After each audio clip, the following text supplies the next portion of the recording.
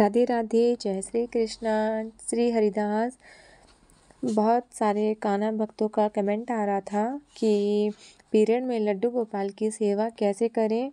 दीदी, आप कैसे लड्डू गोपाल की सेवा करती हैं पीरियड के दिनों में, और पीरियड के कितने दिनों के बाद अपने कान्हा की पुनः से सेवा करती हैं। तो देखिए, आप कान्हा जी की सेवा किस भाव से करती हैं, ये पहले आपके ऊपर निर्भर करता है, डिपेंड करता है। तो मैं अपने कान्हा की सेवा अपने बेटे के रूप में सेवा करती हूँ। और भक्त जो हैं वो किस भाव से सेवा करते हैं, जैसे कोई सखा के रूप में सेवा करता है, कोई अपने बेटे के रूप में सेवा करता है, कोई अपने भाई के रूप में सेवा करता है। ये कान्हा जी की सेवा एक तरह से भाव की सेवा होती है, ठीक है।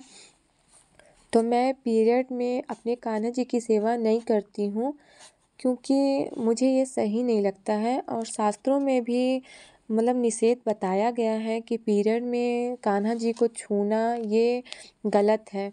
भले हमारे घर में वो एक बेटे के रूप में है या सखा के रूप में है, भाई के रूप में है, पर फिर भी वो है तो भगवान है, जगत परमात्मा है, ठीक है। तो मैं अपने पीरियड में नहीं छूती हूँ कान्हा जी को, और ना ही उनकी मैं सेवा करती हूँ। अगर मेरे घर में मेरी बेटी है, वो ही सेवा करती है 6 दिन। तो जैसे भी होता है वो ही सेवा करती है, जो भी उससे भोग बनता है वो भोग लगाती है। उसे बनता ही क्या है, 10 साल की बेटी है, पोहा बना लेती है, हलवा बना लेती है, यही भोग लगाती है। और मैं 6 दिन बिल्कुल भी सेवा नहीं करती हूँ कान्हा जी की, क्योंकि मुझे ये सही नहीं लगता है। जब कहा गया है कि पीरियड में नहीं छूना चाहिए, तो फिर हम क्यों उनको छुएं। हम मन से भी तो सेवा कर सकते हैं ना। ऐसा तो नहीं है कि हम उन्हें छुएं, नहलाएं तो ही हम उनकी सेवा कर सकते हैं।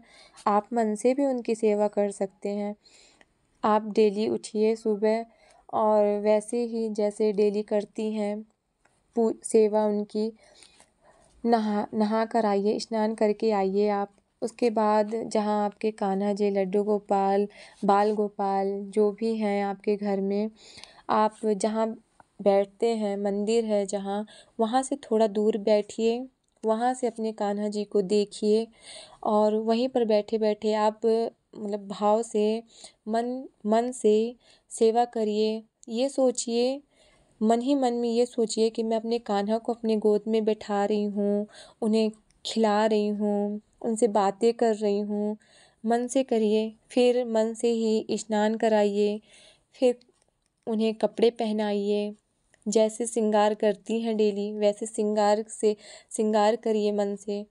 फिर अपने कान्हा जी को, जैसे खुद खाना जब खाएंगी तो उनसे बोलिए कि मैं भी इस हालत में हूँ कि आपको मैं भोग नहीं लगा सकती प्रभु, तो आप ऐसे ही ग्रहण करिएगा, ठीक है। आप ऐसे बोल सकती हैं, मन से सेवा कर सकती हैं। उसके बाद आप बोलने के बाद ऐसे आप खाना खाइए, भोग।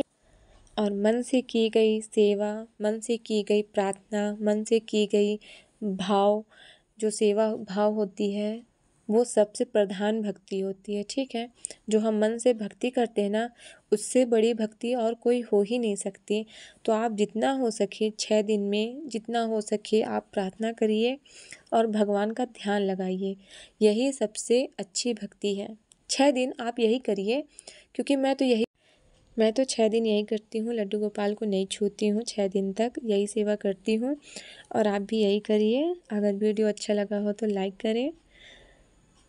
राधे राधे, श्री हरिदास।